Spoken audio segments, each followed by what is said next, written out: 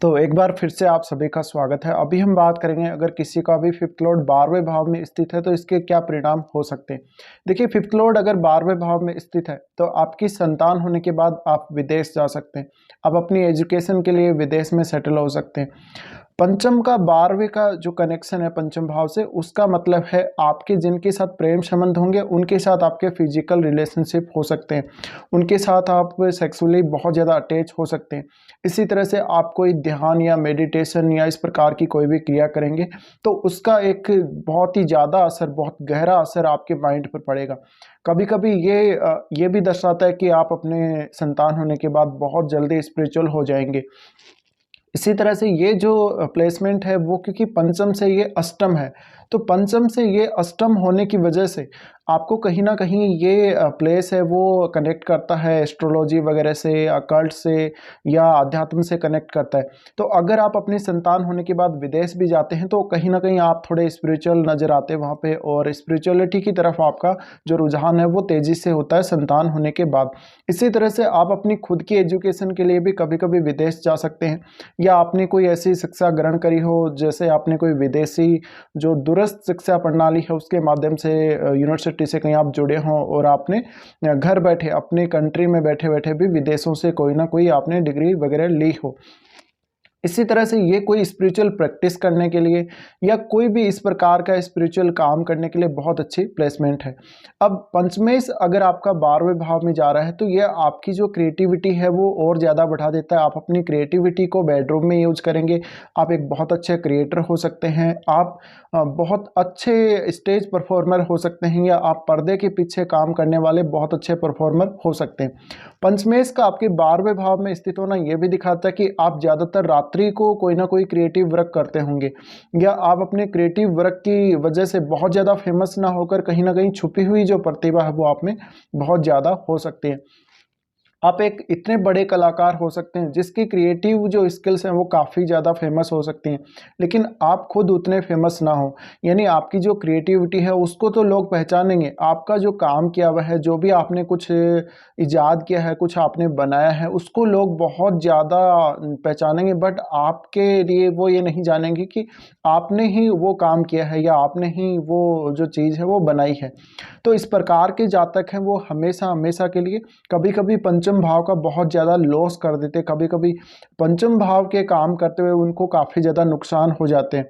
तो आपकी जो संतान है वो काफ़ी ज़्यादा खर्चा करने वाली हो सकती है। इवन आपकी संतान के जन्म से ही आपके खर्चे बढ़ सकते हैं। इसी तरह से आपकी जो संतान है वो आपको स्पिरिचुअल होने की तरफ या विरक्ति की तरफ धकेल सकती है। पंचमेश का ये 12वें भाव का जो कनेक्शन है, हो सकता है कि आपने पूर्व पुण्य जो आपने किए हैं, पिछले जन्मों के जो आपके कर्म हैं वो उतने ज़्यादा अच्छे ना हो जिसकी वजह से आपको कुंडली में इस प्रकार की प्लेसमेंट मिली हो। अब यहाँ पर अलग अलग डिपेंड करेगा आपका कौन सा प्लेनेट पंचमेश है और आपका पंचम भाव का जो स्वामी है उसका और कौन से भाव से कनेक्शन है, और कौन से भाव का वो स्वामी है, उसके हिसाब से भी आपको यहाँ जरूर देखना ही चाहिए। इसके अलावा आपका पंचमेश जब 12वें भाव में जा रहा है तो 12वें भाव का स्वामी कहाँ बैठा हुआ है? क्या वो आपके लगन में बैठा हुआ है?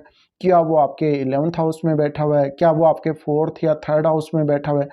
तो ये एक बहुत स्ट्रॉन्ग, ज़्यादातर केस में ये फॉरेन सेटल होने का और फॉरेन टूर करने का बहुत बड़ा एक चांस बन जाता है।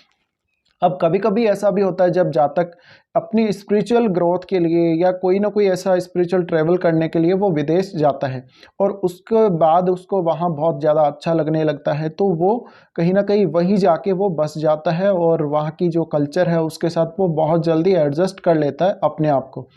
इसी तरह से आपकी जो संतान है वो आपकी क्रिएटिविटी में बहुत ज़्यादा योगदान दे सकती है। अब ज़्यादातर केस में ये जो प्लेसमेंट बनेगी वो कहीं ना कहीं आपको आइसोलेट भी करेगी, अपनी संतान से आइसोलेट करेगी। आप अपनी क्रिएटिव स्किल्स वहाँ ज़्यादा इस्तेमाल कर सकेंगे जब आपके पास कोई नहीं होगा, आप बिल्कुल आइसोलेटेड होंगे या कोई ऐसे स्थान पे होंगे जहाँ पे आपके आसपास कोई नहीं, बिल्कुल आइसोलेटेड वो प्लेस हो सकता है। साथ ही साथ आपको अंधेरे में काम करना या आपको छुपे हुए रहकर काम करना, ऐसा जो करना है ज़्यादा पसंद हो सकता है। साथ ही साथ आप कहीं ना कहीं बहुत छुपी हुई प्रतिभा वाले व्यक्ति हो सकते हैं जिनके अंदर बहुत सारी प्रतिभा छुपी हुई, लेकिन आप खुद उन प्रतिभाओं को कभी कभी पहचान नहीं पाते। तो ये आपकी जो प्रतिभाएं हैं आपके सामने आएंगी जब आप ज़्यादातर रात्रि को काम करेंगे या ज़्यादातर कोई आइसोलेटेड होके काम करेंगे। तो इस प्रकार से आप यहाँ देख सकते हैं आपका जो पंचमेश वो कौन सा प्लेनेट है, अब उस पर डिपेंड करेगा। मान लीजिए आपका जो पंचमेश है वो फायरी है, तो अगर फायरी होने की वजह से फिर आपको ये बेडरूम में काफ़ी ज़्यादा दिक्कत देगा और आपकी जो रात्रि की नींद है उसको लेकर काफ़ी ज़्यादा आप लोगों को प्रॉब्लम्स आ सकती हैं।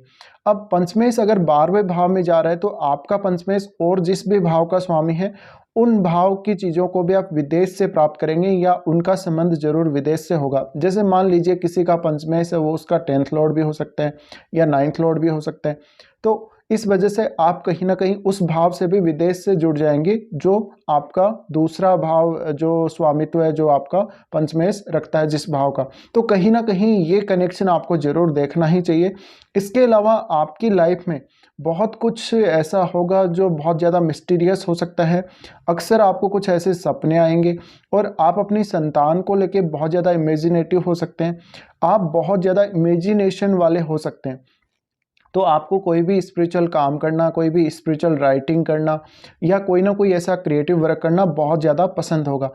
अब अगर देखा जाए पंचमेश अगर आपका 12वें भाव में जाता है तो कभी कभी आप बहुत इलीगल तरीके से भी पैसा कमाने को देख सकते हैं, या आप फॉरेन के जो स्टॉक मार्केट में उनमें बहुत ज़्यादा इंटरेस्टेड हो सकते हैं, उनका आपको बहुत अच्छा नॉलेज हो सकता है।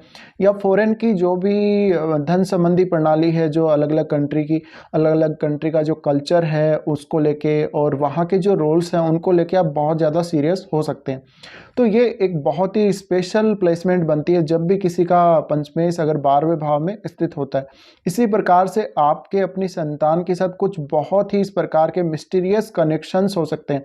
आपकी जो संतान होनी है, आपकी जो संतान आनी है इस बर्थ में, उसके साथ आपके कुछ ना कुछ पूर्व पुण्यों के कुछ कनेक्शंस या पूर्व जन्मों के कुछ इस प्रकार के कनेक्शंस हो सकते हैं। तो ये इस हिसाब से आपको सभी को देखना चाहिए जब भी आपका पंचमेश आपके 12वें भाव में स्थित हो।